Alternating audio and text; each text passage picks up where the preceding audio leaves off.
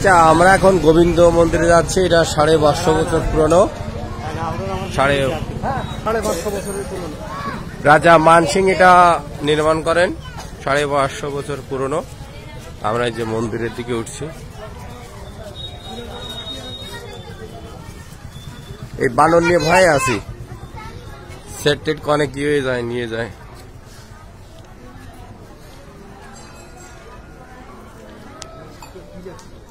চারিদিকে যে বানর, মানে সামনে দিয়ে একজনের চশমা নিয়ে গেল।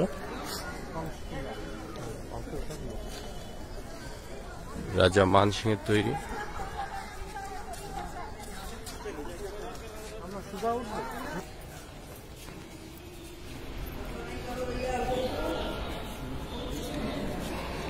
চারিদিকে বানর, ছবি তোলাও নিষেধ।